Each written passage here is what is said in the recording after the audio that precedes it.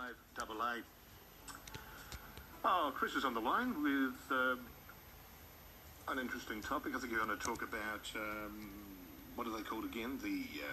Well, it's called geoengineering. Geoengineering. That's the one. We've got to keep away from chemtrails. It's sort of what we've been researching and how long we've been researching for. Yeah. The terms, we've got to use their terms and not the term that we started with, because that's what we looked up in the sky and seen the trail and we just called it, it's full of chemicals, so we called it the chemtrail. But it's actually geoengineering. And it's also gives it a bit more credibility than that, doesn't it? Geoengineering as opposed to chemtrails. Chemtrails sounds like, it's a conspiracy, whereas geoengineering certainly sounds, many conspiracies come true, so let's go on. This is called... What conspiracies come true?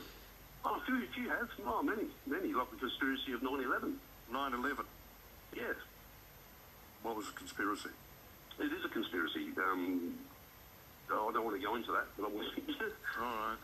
Okay. All right, talk about geoengineering. Come on. Yep, yeah, right. It's climate intervention. I've got some articles from a paper from San Francisco, Sunday, the 24th of December 2017, and part of their paper is Insight. It's got climate intervention. Should Congress fund studies of using airborne particles to cool the Earth? And they've got two planes coming over the top of this picture. Right. And it's leaving the trails, and the sun's coming down, and it's got the rays of the sun coming down on top of these.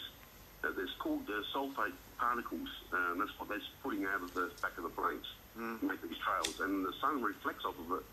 And what they're trying to say they're going to be doing is doing this so that they can cool the planet.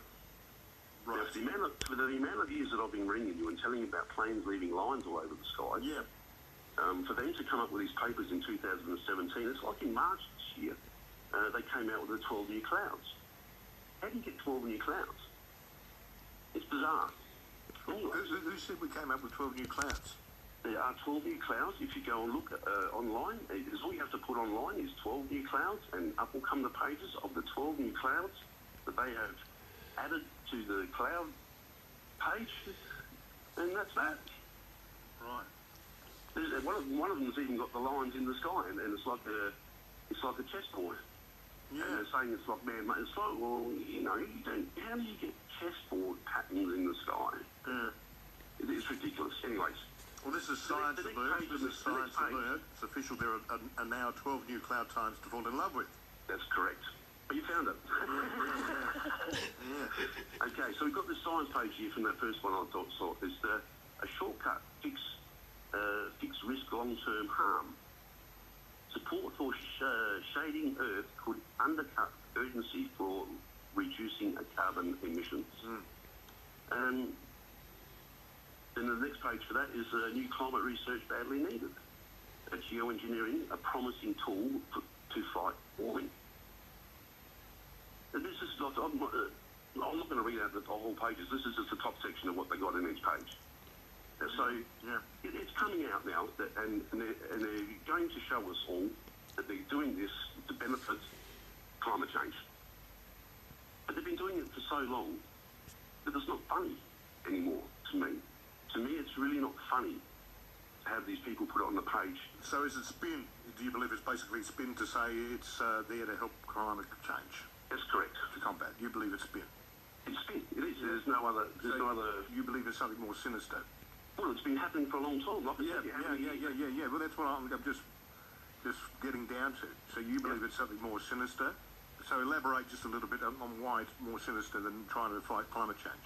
Because of the particles that they're actually putting into the planes to disperse. They put on there carbon. There's aluminium. People have been testing their water, the ground, all over the world, and the aluminium, barbarium, are just outrageous amounts coming out in the studies. Right. Okay. Now, I've been reporting that for a long time as well, which is weird. Now, there's one page I've got here. One of the people in this here is from bomb.gov. This is the Southern Oceans Clouds, Radiation, Aerosol, Transport, Experimental Studies. So these people are down in the Antarctic creating and spraying the skies, as it is all over the world, testing these things here. Now, I'm going to get hold of Alan Protas from the Bureau of Meteorology, Melbourne, Australia, who is part of it's called the Socrates Planning Team. So they've got a whole article here, pages, they've got 30 pages of what they're doing down on the Antarctic Ocean. Get this person you're talking about from the Bureau of Meteorology to give us a call one night. I would like to. Look, there's a guy that calls up after I talk most of the time in regards to this and debunks me. I'm sure he's from bomb.gov. I'm sure every time I ring up, someone comes on after me saying, oh, he's crazy. No, nobody's ever done that with me. Oh, they have.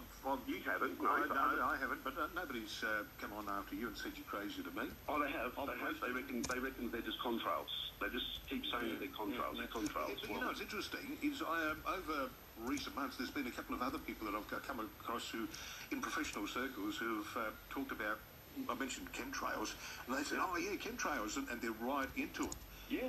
Which I found really curious. So, and then just some of the things that I've been seeing too makes me now believe there's been much more validity to what it is you've been talking about. So, exactly. Thank you, Andrew. No, Thank you very much. That's all right. It's just I find it very interesting. Victoria, mate. I've been doing this for so long. Yeah. I've been doing this for so long for people to see, and now it's being exposed. They're actually showing us what's happening. Yeah. But they're trying to say that it's just starting, but they've been doing it for years. For years, that's right. Now, it's like when I used to say to you that we have cyclones in the south. Hey, mate. Okay? Yeah, I've got to go because news is coming up. All right, you do that. I'm going to call you again earlier. All right, tomorrow night. Chris, please do. All right, I'm on 7 to midnight tomorrow night. I will call you tomorrow. Thank you very much, Andrew. Thanks very much. News is next. Measure, and you would have lived with, all your nice cumulonimbus puffy clouds that morph and change, and they're all dynamic. They move all the time with the wind. And then you had a volcanic eruption, right? So that eruption would throw up all these new nuclei into the sky, and then you would start seeing different types of clouds. All right? But what we have here, whether it's intentional or not, and I think it's intentional, and I think it's a global program, you have a program to inject man-made particles into the atmosphere for various reasons. And we are seeing the changes in front of our faces, but most of us, just can't see it or just don't think to. Well, the point I always used to make with Chris when he'd ring up in previous conversations was, because he made it sound quite sinister from the start, as if our politicians were trying to poison us and all this sort of business.